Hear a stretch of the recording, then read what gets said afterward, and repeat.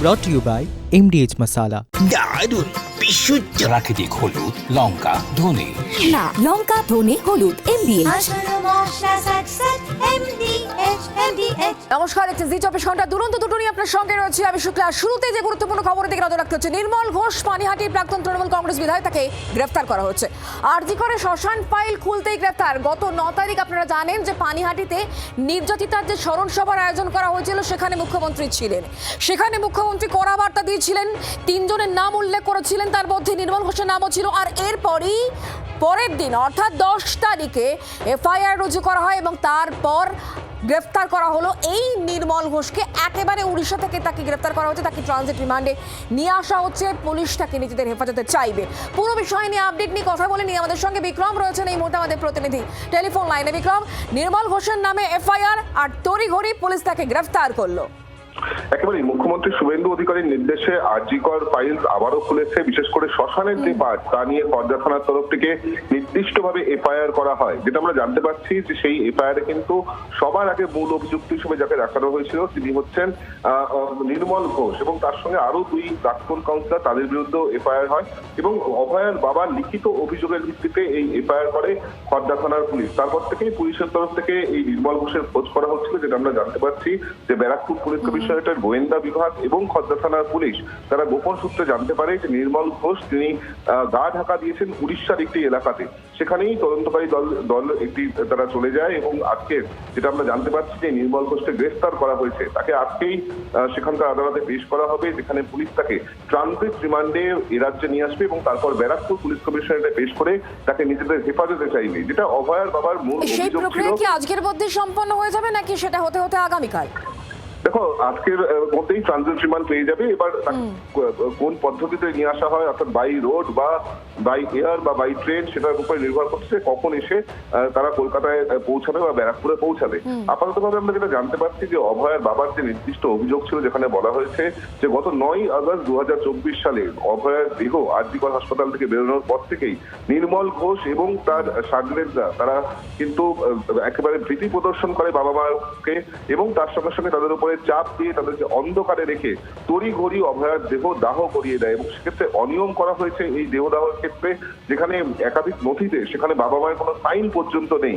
এই ক্ষেত্রে দাঁড়িয়েই যে লিখিত অভিযোগ করা হয় অভয়ের বাবার তরফ থেকে, তার ভিত্তিতেই ব্যারাকপুর পুলিশ কমিশনারের তরফ থেকে খড়দা থানায় নির্দিষ্ট এফআইআর হয়। সেই এফআইআর এর ভিত্তিতেই পুলিশের তরফ থেকে অভিযান চালানো হয়। উড়িষ্যার একটি জায়গা থেকে গ্রেফতার করা হয়েছে নির্মল ঘোষকে। একদমই বিক্রম, তুমি আমাদের সঙ্গে থাকো। গত 9 তারিখ পানিহাটিতে স্মরণ সভায় গিয়ে রাজ্যের মুখ্যমন্ত্রী শুভেন্দু অধিকারী যে বার্তা দিয়েছিলেন, তারপরই কিন্তু আমরা দেখতে পেলাম এই নির্মল ঘোষকে গ্রেফতার করা হলো। ঠিক কি বলেছিলেন রাজ্যের মুখ্যমন্ত্রী, সেই বক্তব্য শোনাই।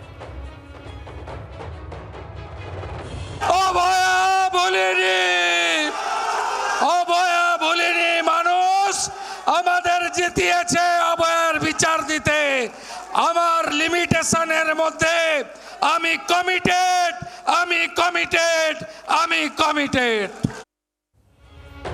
কথা বলবো আবারও বিক্রমের সঙ্গে। বিক্রম, যে 3 জনের কথা তুমিও উল্লেখ করছিলে, আমরা রাজ্যের মুখ্যমন্ত্রীর বক্তব্য থেকেও শুনেছিলাম। নির্মল ঘোষের কথা বলা হয়েছিল, সোমনাথ দে এবং সঞ্জীব মুখোপাধ্যায়ের কথা বলা হয়েছিল। তাহলে কি এবার সোমনাথ দে এবং সঞ্জীব মুখোপাধ্যায়ের পালা? একেবারেই সোমনাথ দে এবং সঞ্জীব মুখোপাধ্যায়, 2 প্রাক্তন কাউন্সিলর, তাদের নামেও কিন্তু লিখিত অভিযোগ হয়েছে এবং অভয়ের বাবার তরফ থেকে এই লিখিত অভিযোগ করা হয়েছে। এখানে নির্মল ঘোষের পাশাপাশি এই 2 জনেরও খোঁজ করা হচ্ছে এবং তাদেরকেও গ্রেফতার করা হতে পারে, এমনটাই কিন্তু পুলিশ সূত্রে জানা যাচ্ছে। আপাততভাবে তোমাকে জানিয়ে রাখবো যে নির্মল ঘোষ, তার বিরুদ্ধে গুরুতর অভিযোগ যে যেভাবে পানিহাটি শ্মশানে অনিয়ম করে অভয়ার দেহ দাহ করা হয়েছে, তার বাবা মাকে সম্পূর্ণভাবে অন্ধকারে রেখে কার্যত বডি হাইজ্যাক নেওয়া হয়েছে, এমনটাই অভিযোগ। এবং সেক্ষেত্রে দাঁড়িয়ে একটা নির্দিষ্ট উদ্দেশ্য ছিল। কি সেই উদ্দেশ্য, কি কারণে এত তড়িঘড়ি, কি কারণে একেবারে বাবা মার উপরে প্রেশার ক্রিয়েট করে তাদেরকে ভয় দেখিয়ে তাদেরকে অন্ধকারে রেখে এইভাবে রাতের অন্ধকারে দেহ দাহ করে দেওয়া হলো, সেই প্রশ্নের উত্তরে কিন্তু নির্মল ঘোষের কাছ থেকে খুঁজবেন তদন্তকারী আধিকারিকরা। আমরা দেখেছি যে খড়দা থানার পুলিশ আধিকারিকরা তারা নির্দিষ্ট এফআইআর করেছে। মূলত তার আগেই রাজ্যের মুখ্যমন্ত্রী শুভেন্দু অধিকারী তিনি কিন্তু স্পষ্টত বলেছিলেন যে আরজি করের গোটা বিষয়ে বিচার পাবে এই যারা নির্যাতিতা তাদের পরিবারের সদস্যরা, সেক্ষেত্রে দাঁড়িয়ে আরজিকর ফাইল নতুন করে খোলা হবে এবং সেই অনুযায়ী খড়দা থানার পুলিশ আধিকারিকরা তারা কিন্তু এই এফআইআর লঞ্চ করে। পাশাপাশি সিবিআই তরফ থেকেও নতুন করে স্পেশাল ইনভেস্টিগেশন টিম ফর্ম করা হয়, যারাও কিন্তু একদমই বিক্রম, তুমি নজর রাখো। অনেক ধন্যবাদ আমাদের সঙ্গে টেলিফোন লাইনে থাকার জন্য। কথা বলবো এই মুহূর্তে আমরা যোগাযোগ করেছি সুকান্ত ঘোষ, রাজনৈতিক বিশ্লেষক তথা অধ্যাপক আমার সঙ্গে রয়েছেন সরাসরি। সুকান্তদা, কিভাবে ব্যাখ্যা করবেন বলুন তো? গত 9 তারিখ মুখ্যমন্ত্রী বার্তা দিলেন, তারপরে নির্যাতিতার বাবা একটি চিঠি দিলেন এবং তার ঠিক 72 ঘন্টার মধ্যেই আমরা দেখতে পেলাম নির্মল ঘোষ গ্রেফতার। দেখো, মুখ্যমন্ত্রী পরিষ্কারভাবে বলেছেন যে আরজিকর কাণ্ডে কোনোভাবে রিয়াক্ট করা হবে না এবং পুনরায় কিন্তু সেই তদন্তটা গতি আনবার জন্য তিনি চেষ্টা করছে। এবং নির্মল ঘোষের যে গ্রেপ্তারি, এটাই কিন্তু সবচেয়ে বড় প্রমাণ যে অন্তত আরজিকর কাণ্ডে যেটা হয়েছিল সেটা কিন্তু বিচারের নামে প্রহসন হয়েছিল। মানে বিচারকে বিভিন্নভাবে প্রভাবিত করার চেষ্টা প্রশাসন, পুলিশ প্রশাসন, সরকার করেছিল। এবং এই নির্মল ঘোষ, তুমি ভাবো তার বাবা মা কে না জানে যেভাবে দেহটাকে পুড়িয়ে ফেলা হলো, তোমাদের প্রতিনিধি বলছিলেন এটা তো পৈশাচিক, অমানবিক। এবং একজন জনপ্রতিনিধিরা যদি এরকম ভাবে একটা মানে তার নাগরিকের দেহ এইভাবে পুড়িয়ে দেয়, তাদের কোনো মানে তার বাড়ির লোককে না জানিয়ে, তাহলে সেটা কত বড় অন্যায়। এবং সেই অন্যায়টাই নয়, তার মধ্যে যে কোনো অভিসন্ধি রয়েছে এটা তো পরিষ্কার। একদমই সরকার তো কোনোভাবে সেটা ধামাচাপা দিতে চাইছিল, নাহলে মানে সন্দীপ ঘোষের মতো কালপিটকে রেখে দেয় এবং তাকে আরেকটা অন্য জায়গায় প্রমোশন করে দেয়, অন্য জায়গায় তাকে দায়িত্ব দেওয়া হয়, যেখানে তিনি পুরো মানে এই আরজিকর কাণ্ডে পুরো জায়গাটায় জড়িত থাকতে পারেন। যেভাবে নির্যাতিতার দেহকে কর্ডন করে রাখা হয়েছিল, তার বাবা মাকে ঢুকতে পর্যন্ত দেওয়া হয়নি। যে নার্সটা ফোন করেছিল তার এতদিন পর সেই নার্সের বিগত 2 বছরে আমরা জানি তদন্ত শুরু হলে পরেও এই সমস্ত ব্যক্তিরা, মানে নির্মল ঘোষ নামক ব্যক্তিরা যাদের নাম একাধিকবার উঠে এসেছিল, তাদেরকে পুলিশ একেবারে তাদের টিকি পর্যন্ত ছুঁতে পারেনি। আমি সেটাই বলছি, যারা মূল অভিযুক্ত তাদের কোনোরকম ভাবে ইন্টারোগেট করা হয়নি। মানে কাদের করা প্রয়োজন, কাদের করা হবে না, সেটা নির্ধারণ কারা করছিল? সরকার করছিল না প্রশাসন করছিল না পুলিশ করছিল? মানে কাদেরকে ইন্টারোগেশন করা যাবে, কাকে করা যাবে না, তার মানে পুরো বিষয়টাই ছিল যে কোনো ভাবে আরজিকরের এই নির্যাতিতা যেন তার মানে যে ন্যায় বিচার সেটা না পায়, সেই চেষ্টাই করছিল। নির্মল ঘোষ হচ্ছে একটা কাণ্ডারি, এর মধ্যে একজন। মানে যাকে আজকে ধরা হলো তাকে অনেক আগে ধরা যেত, তাহলে অনেক তথ্য পাওয়া যেত। কারণ তুমি পুরোটাই দেখবে চেষ্টা করা হয়েছে সন্দীপ ঘোষকে বাঁচানোর, কিছু মানুষকে বাঁচানোর জন্যই এই চেষ্টা করেছে এবং এর মধ্যে সকলেই যুক্ত, পুলিশ প্রশাসনও যুক্ত, তারাও দায় এড়াতে পারে না। এবং 14ই আগস্টে আমরা তাহলে যা কিছু ধামাচাপা দেওয়া হয়েছিল সেই সমস্ত বিষয়গুলো এবার কি আস্তে আস্তে সামনে আসবে? এই প্রশ্ন যখন উঠছে তখনই আমরা বিভিন্ন রাজনৈতিক মহলে বিভিন্ন ব্যক্তির সঙ্গে কথা বলেছি, কে কি বলছেন পরপর সেগুলো শোনাই।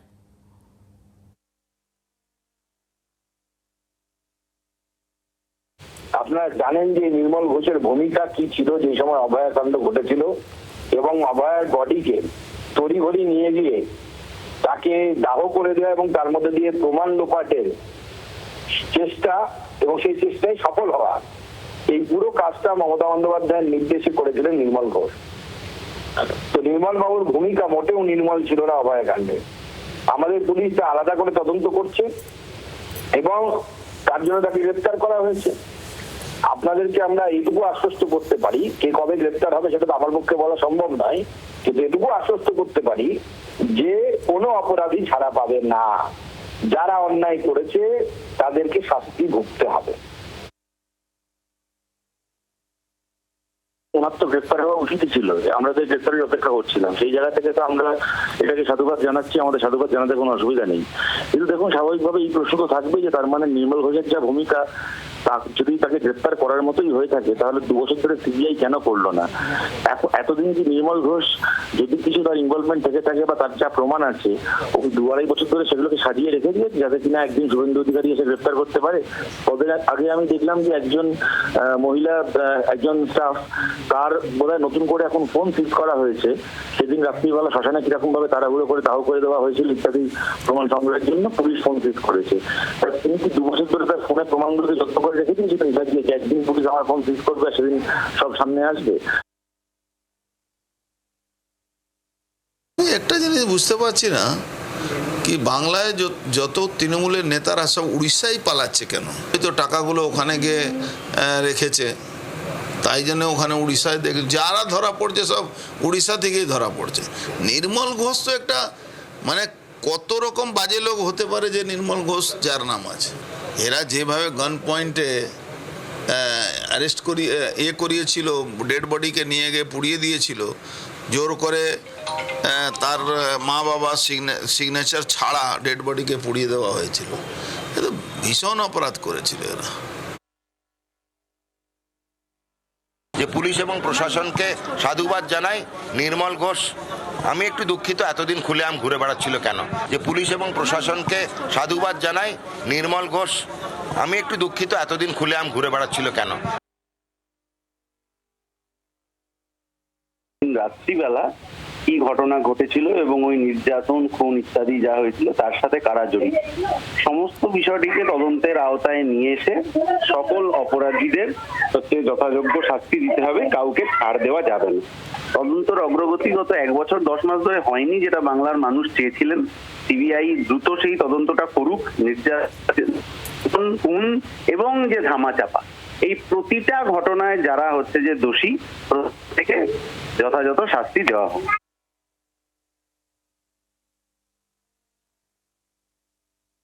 সামনে যেটা আসা উচিত, 9 আগস্টের আসল সত্য কি, সেই সত্য জানা উচিত। এমন যেন না হয় অ্যারেস্ট হলো শুধুমাত্র, কিছুদিন পর তাদেরকে ছেড়ে দিতে বাধ্য হলো সিবিআই, এই ধরনের কাজ যেন না হয়। এবং এতদিন সিবিআই এই ছোট্ট একটা জিনিস, এইটুকু জায়গা করতে পারছিলেন না কেন? কি এমন তথ্য প্রমাণ এই মুহূর্তে সামনে এলো যে জায়গা থেকে 2 বছর পর সিবিআই কে এই পদক্ষেপ নিতে হচ্ছে? এই পদক্ষেপ তো ডে 2-3-তেই নিতে পারতো। তাহলে এই প্রশ্নগুলোর উত্তর সুনির্দিষ্টভাবে সামনে আসা উচিত এবং 9 আগস্ট ঠিক কি ঘটেছিল সেই সত্য উদ্ঘাটিত হওয়া প্রয়োজন বলে আমি মনে করি। বিভিন্ন রাজনৈতিক নেতাদের বক্তব্য শুনছিলেন, অনিকেত মাহাতোর বক্তব্য আপনাদেরকে আমরা শোনালাম। যিনি বলছেন, উল্লেখ করছেন প্রত্যেকে যে এক এক করে প্রত্যেকে ধরা হচ্ছে, ধরা হবে, আশা রাখা যায়, কিন্তু দেখতে হবে যে আসল দোষী যারা তারা যাতে সামনে আসে। সিবিআই তদন্ত এর আগেও করেছিল, আগামী সময়তেও করবে, পুরোটা যাতে সামনে আসে সেই আশা এই মুহূর্তে প্রত্যেকেই কিন্তু রাখছে। এর পাশাপাশি অবশ্যই যেদিকে নজর রাখতে হচ্ছে নেতাজি সুভাষচন্দ্র বোস, তাকে অপমানের ক্ষেত্রে এবার কিন্তু 0 টলারেন্স নীতি নিয়েছে রাজ্য সরকার। মুখ্যমন্ত্রীর নির্দেশের পরই একেবারে কড়া পদক্ষেপ পুলিশের তরফ থেকে করা হচ্ছে। 6টি মামলা রুজু করা হয়েছে। ইসলামপুর থেকে গ্রেফতার করা হয়েছে একজনকে, তার নাম কিরণ কুমার দাস, এবং এই ব্যক্তি অনন্ত মহারাজ ঘনিষ্ঠ। এখনো পর্যন্ত 108টি কুরুচিপূর্ণ পোস্ট সরানো হয়েছে বলে খবর পাওয়া যাচ্ছে। নেতাজিকে নিয়ে যে অপমানজনক মন্তব্য করা হয়েছে তার ক্ষেত্রে কিন্তু একেবারে 0 টলারেন্স নীতি রাজ্য সরকারের। কুরুচিপূর্ণ যে পোস্ট করা হয়েছে সেই পোস্টগুলো এক এক করে কিন্তু সরানো হচ্ছে। মুখ্যমন্ত্রী কড়া বার্তা দিয়েছিলেন, সেই বক্তব্য শোনাই। তারা যে দুঃসাহস দেখিয়েছেন, এই দুঃসাহস ভালো না, এবং এটা পশ্চিমবঙ্গ সরকার, পশ্চিমবঙ্গ পুলিশ ভালোভাবে নিচ্ছে না। আপনারা অবিলম্বে ক্ষমা চেয়ে পোস্ট করুন, নিজেদের পোস্ট ডিলিট করুন। ডিলিট করে দিলেও যে ছাড় পাবেন তা নয়, নির্দিষ্ট সেকশনে পুলিশ ব্যবস্থা নেবে এবং ব্যবস্থা নেয়ার ক্ষেত্রে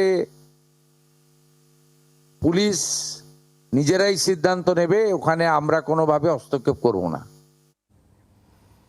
মুখ্যমন্ত্রী বক্তব্য শুনলেন মুখ্যমন্ত্রী শুভেন্দু অধিকারী। তিনি একেবারে কড়া বার্তা দিয়েছেন যে রাজ্য কিছুতেই মেনে নেবে না এবং এক্ষেত্রে 0 টলারেন্স নেওয়া হবে। পুলিশ সেই অনুযায়ী অ্যাক্ট করছে। খুব গুরুত্বপূর্ণ এই বিষয়টি, কারণ নেতাজি, তাকে নিয়ে যে গুরুত্বপূর্ণ মন্তব্যগুলো উঠে এসেছিল, যে মন্তব্য মুখ্যমন্ত্রীর মুখ দিয়ে শুনলেন আপনারা, তাকে নিয়ে যে কুরুচিপূর্ণ মন্তব্য করা হয়েছিল এবং পোস্ট করা হয়েছে, সেই পোস্ট নিয়ে এবার কিন্তু রাজ্য কড়া অবস্থান নিচ্ছে। ইতিমধ্যেই ইসলামপুর থেকে একজনকে গ্রেফতারও করা হয়েছে। আমরা কথা বলি, আমাদের সঙ্গে ভবানন্দ রয়েছেন, আমাদের প্রতিনিধি টেলিফোন লাইনে। ভবানন্দ, এই যে কিরণ কুমার দাস যাকে গ্রেফতার করা হয়েছে, এর সম্পর্কে পুলিশ কি কি তথ্য জানতে পেরেছে এখনো পর্যন্ত? দেখো, আমরা যেমনটা জানতে পারছি, পুলিশি তদন্তকারী আধিকারিকরা জানতে পারছে এই যুবক রীতিমতো ভাবে দীর্ঘদিন থেকে এরকম ধরনের কুরুচিকর মন্তব্য নিয়ে সে তার সামাজিক মাধ্যমে সরব হচ্ছে। সে অনন্ত মহারাজের একাধিক ভিডিও শেয়ার করেছে। শুধু তাই না, অনন্ত মহারাজের ফলোয়াররা যারা আছেন, তারা যারা এই ধরনের মন্তব্য করেছেন সেগুলো তিনি শেয়ার করেছেন। পাশাপাশি যদি কোনো রাজবংশী সমাজ থেকে কেউ প্রতিবাদ করেছে, সেই প্রতিবাদীকেও কিন্তু তিনি হুমকি দিয়েছেন, তিনি ভয় দেখিয়েছেন, তিনি থ্রেট করেছেন বলে কিন্তু তার সামাজিক মাধ্যম থেকে পুলিশ তথ্য খুঁজে পাচ্ছে।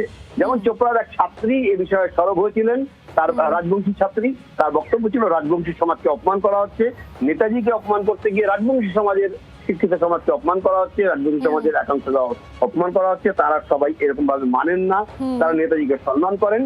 কিন্তু সেই ছাত্রীকেও কিন্তু এই কিরণ কুমার দাস সে কিন্তু তার নিজের সামাজিক মাধ্যমে রীতিমতো হুমকি দেয়, তার ডিএনএ টেস্ট করা হয় বলে হুমকি দেয়, ইঙ্গিতপূর্ণ ভাবে তাকে। সেই অনন্ত মহারাজের কথায় আমি আসবো। তোমাকে ধন্যবাদ ভবানন্দ আমাদের সঙ্গে টেলিফোন লাইনে থাকার জন্য। গর্বের নেতাজিকে অপমান করেও কিন্তু বেপরোয়া মনোভাব এই অনন্ত মহারাজের। আমি কোনো ভুল করিনি, কথা কে বলছেন? এই কথা বলছেন অনন্ত মহারাজ। তাই ক্ষমা চাওয়ার কোনো প্রশ্নই নেই। তিনি যা বলেছেন বেশ করেছি মনোভাব তার একটা। আমি অত পড়িনি, যে কটা বই পড়েছি তার ভিত্তিতে বলছি, এই কথা তিনি বলছেন। কি বলেছেন তার বক্তব্য শোনাই। আমি তো আমার তো একটা কথা বলিনি।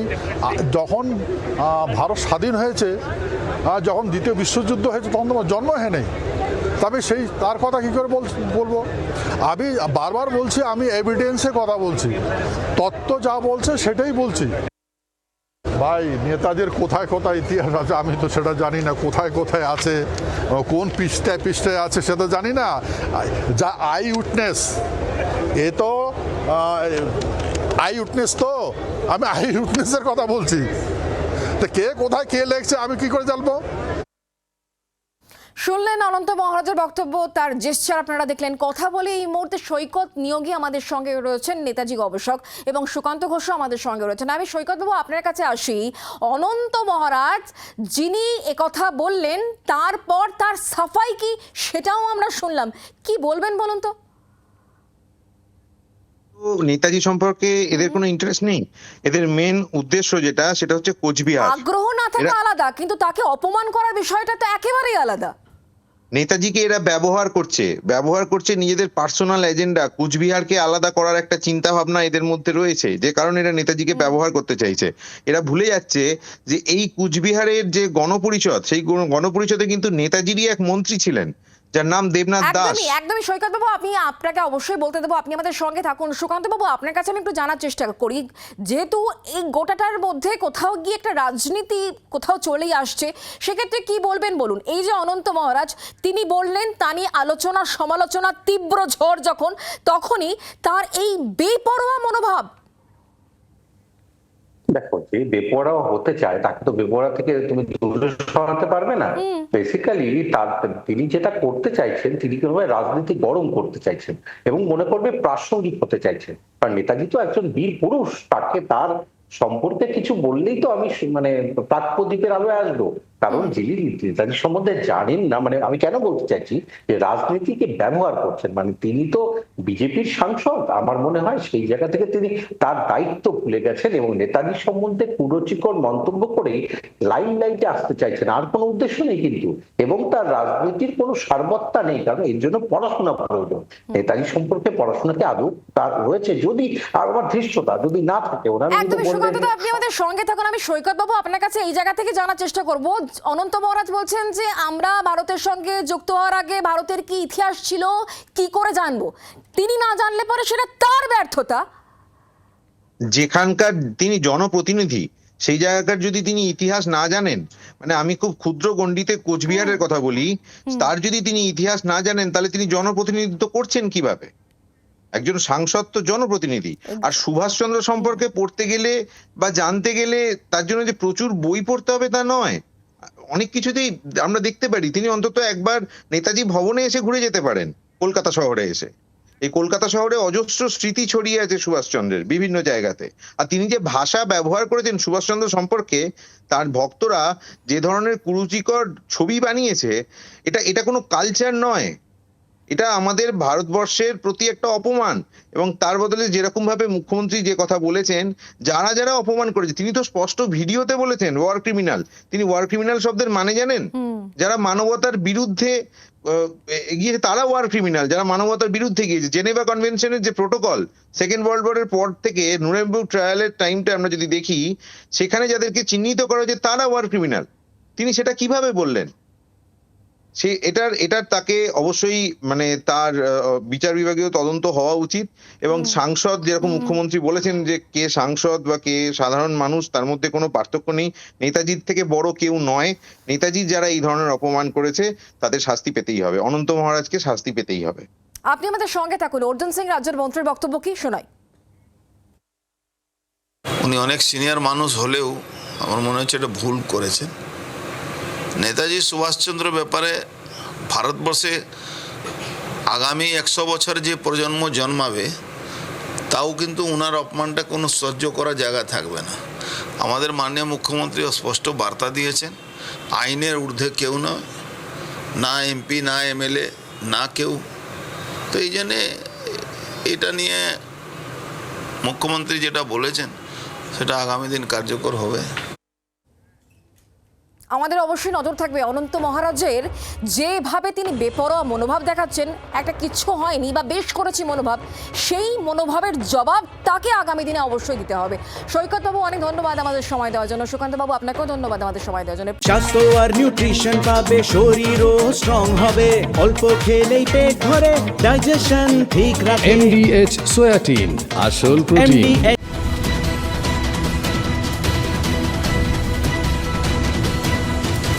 brought to you by MDH Masala।